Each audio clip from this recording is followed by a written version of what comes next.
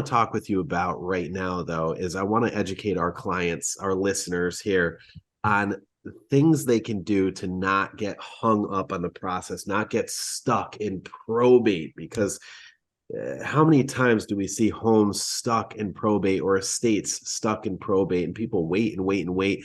Deals fall through in a real estate market like this, where prices are at the highest, and and are probably potentially going to go down from here, and interest rates are going to continue to grow. It's important to be set up so you can take as much out of these assets as possible. So Jill, where are you seeing most people get hung up on in ding, ding, ding, ding, ding. Excellent question, sir. And that is a big problem. Because why? Because when somebody dies, you can't just sell their stuff without permission. How do you get that permission? Either one, if you're smart enough to plan ahead, you might have a trust, and we can talk about trust, which you mentioned before, and that might make it so that you can easily and right away list a property and get the most efficient way to transfer it.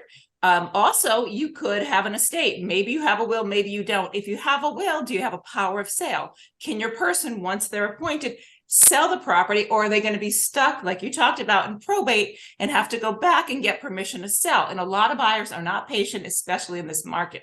So planning ahead is key. And people who don't plan, they suffer on the opposite side. So to be clear, there's probate court always involved. It's just how fast you get through the courts, depending on how well you're prepared. Well, there can be. So some people choose to utilize trusts for probate avoidance. There are so many kinds of trusts, and trusts can be used for a number of different reasons. One, revocable living trust can be used for probate avoidance, asset management during life in the event of your incapacity. It doesn't give you any asset protection.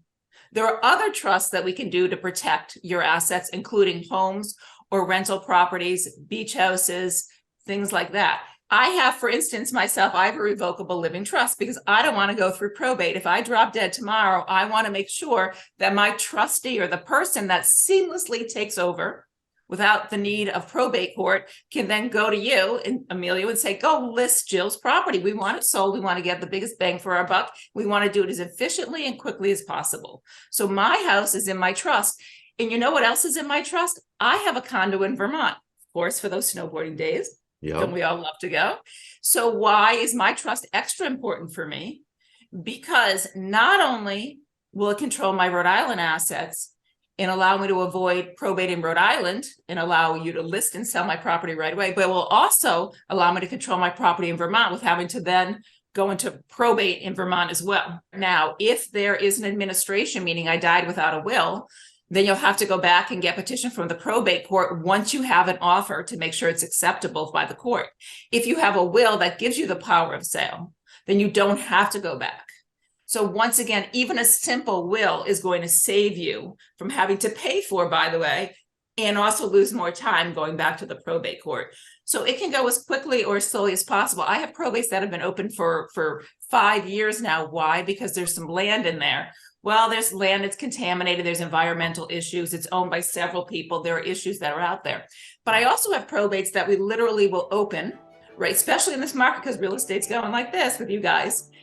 And we can close it 6 months in a day after it's opened. That's the quickest you can do it.